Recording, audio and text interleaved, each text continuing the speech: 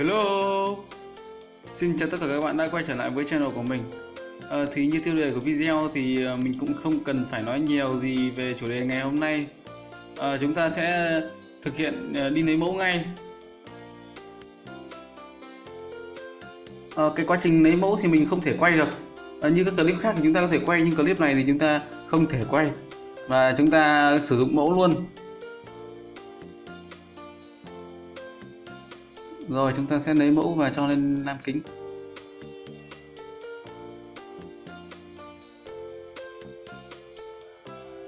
Tôi sẽ dùng tăm bông, nhấm thử phát nhỉ, xem vị thế nào. Ngon ngon ngon, ngọt, chính xác là ngọt.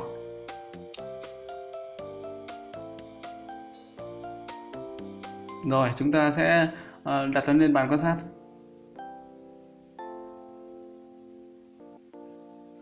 Và các bạn đợi mình một chút, về hình ảnh sẽ có ngay sau đây.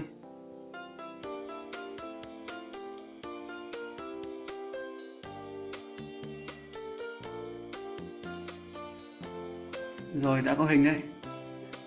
Chúng ta đang quan sát ở chế độ là phóng to 1600 lần. Chúng ta có thể thấy là chúng đang bơi một cách rất là chậm chạp, cũng bởi vì là các bạn đang quan sát mà một cái mẫu mà nó đã được để ở bên ngoài khoảng tầm 15-20 phút rồi, nên ra nó không được như một cái mẫu mới. Mẫu mới thì nó sẽ là bay nhảy rất là dữ dội, còn như thế này đã có một số con nó có vẻ đứng im rồi. Những con mà nó ở bên ria thì là nó sẽ bị yếu hơn những con ở bên trong. Đó, có những con ở bên dưới chúng vẫn chạy nhảy rất là nhanh, còn có một cái con ở bên tay phải của chúng ta thì có vẻ như nó ngấp ngoài rồi.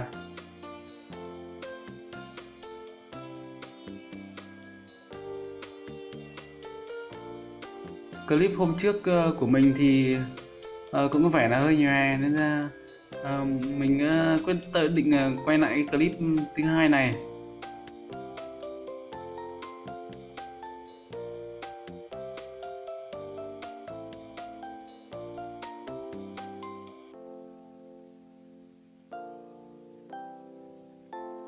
Như thế này là cũng có thể nói là tương đối nét so với hôm trước, vì chúng cũng rất là nhỏ thôi, nên là cái thấu kính thì chúng có thể nhìn xuyên qua cả người của chúng được. Rất nhiều con đang có dấu hiệu bị yếu, nhưng mà cũng đủ để chúng ta quan sát.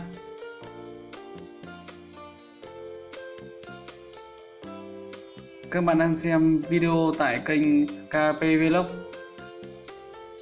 Hãy nhấn like video của chúng tôi và chia sẻ cho bạn bè cùng xem clip này. Và để nhận những cái thông báo về video mới của chúng tôi thì các bạn hãy nhấn đăng ký kênh.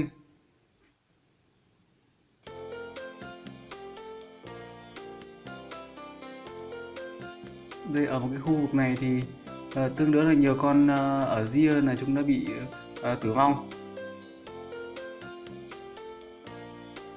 Mình sẽ lấy nét lại.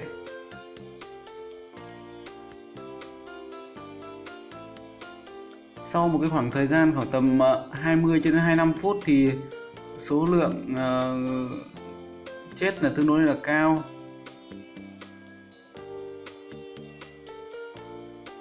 Và do chúng ta cũng giải mỏng nó ra, cái lam kính ra, cái tỷ lệ chết nó rất là cao.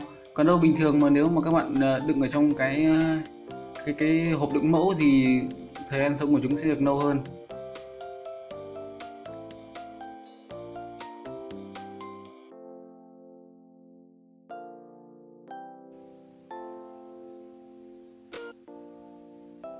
Cố gắng lấy được cái mức độ nét nhất để cho mọi người được quan sát được.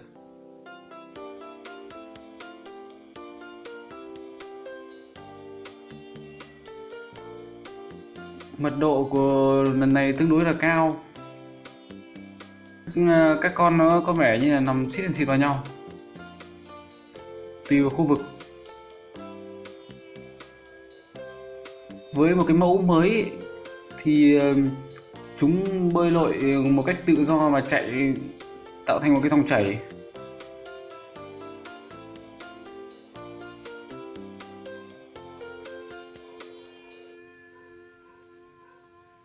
Chúng có một cái đầu hình bầu dục và một cái đuôi gọi là siêu dài.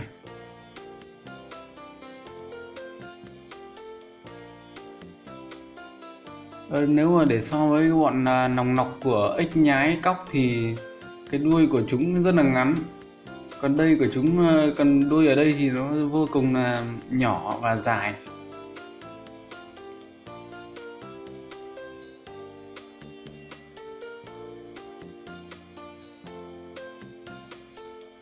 Đây cũng là một trong những lần đầu tiên mình được quan sát. Có câu hỏi hay là câu thắc mắc gì thì các bạn cứ comment ở bên dưới video. Khu vực này mật độ tương đối là dày đặc. Nhiều con đã bị mắc cạn. Và ở cái lam kính của chúng ta thì tương đối là dài mỏng nên ra rất dễ bị khô. Mình nghĩ là những cái con ở ria này thì chúng bị khô này.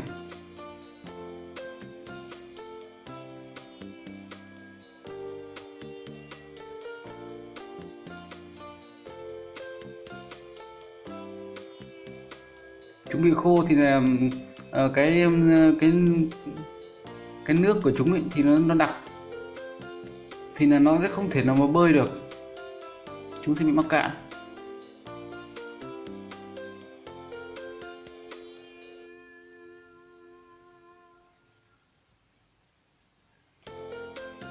Mình vẫn đang tiếp tục lấy nét để tìm được cái góc nhìn nó nét nhất.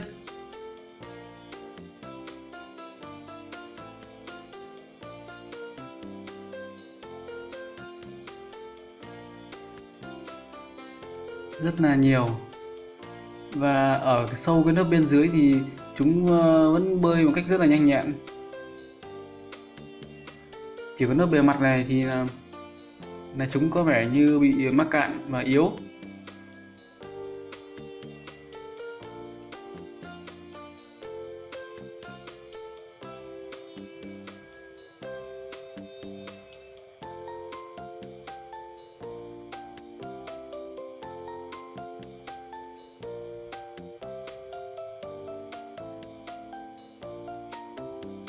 Theo mình suy đoán thì ít nhất với một cái mẫu như thế này chúng có thể sống được nửa tiếng, thậm chí là có thể hơn.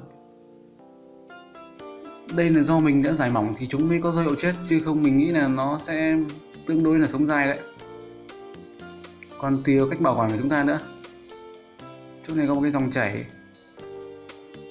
Có những con thì bơi ngược dòng, còn nhiều con thì cứ thế là thả trôi thôi, lạc trôi theo dòng nước thôi. Đấy, chúng dãy nảy và chạy rất là nhanh. Những con nó ở dưới nó vẫn còn rất là khỏe.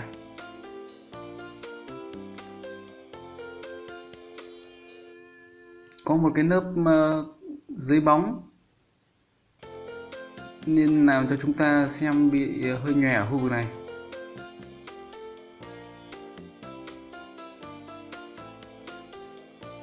Rồi, một số con đã thả trôi theo dòng nước rồi.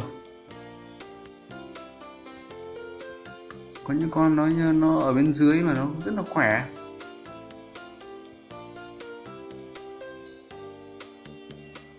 Công nhận là chúng có vẻ như là nhiều con vẫn không có dấu hiệu gì là suy yếu cả, chạy rất nhanh luôn.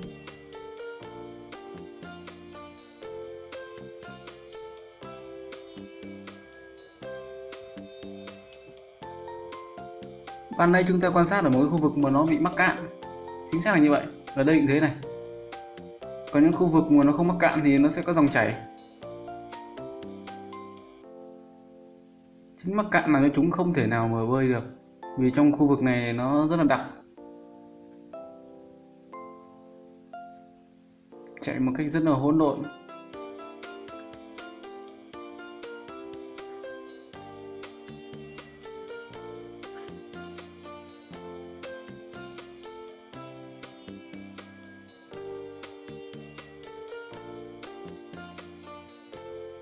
những con ở dưới mà chúng ta quan sát là nó bị mờ, bởi vì cái tiêu cự của thấu kính thì nó khi quan sát ở cái mức độ phóng to thì là tiêu cự của chúng rất là ngắn,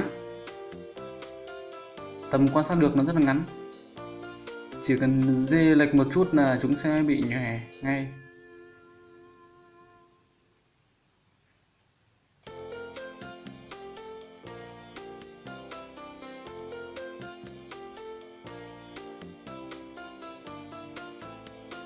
Ở các trung tâm y tế thì người ta cũng thường thường quan sát những con như thế này, và người ta đếm những cái con nó chuyển động để xác định được là mẫu có khỏe mạnh hay không.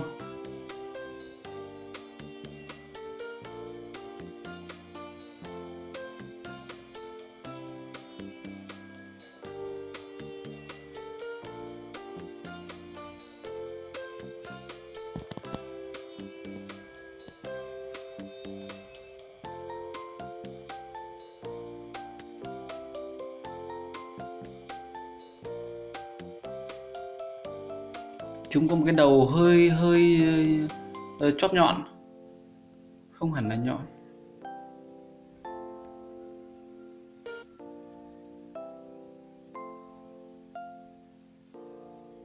Tùy vào góc độ chúng ta quan sát thì chúng ta sẽ thấy nó có hình dạng đầu khác nhau, nhưng mà đa số đầu sẽ hơi hơi chóp nhọn.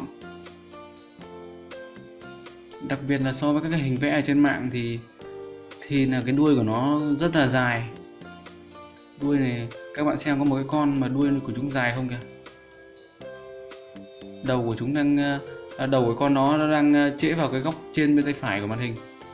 Ấy thì nó lại dẫy đi chỗ khác rồi.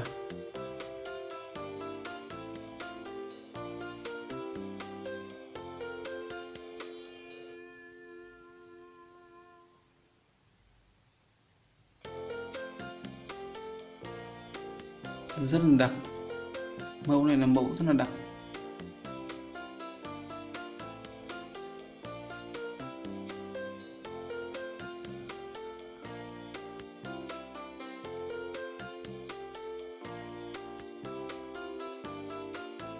Vẫn còn.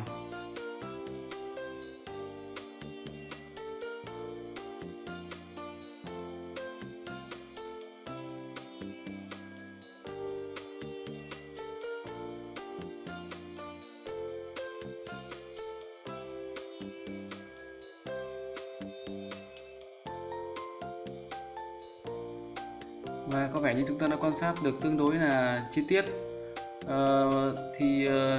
Mình cũng không biết nói gì hơn là xin cảm ơn các bạn đã xem video này.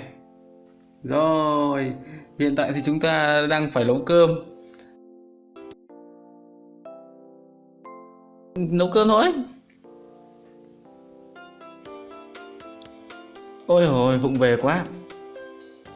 Thật là vụng về.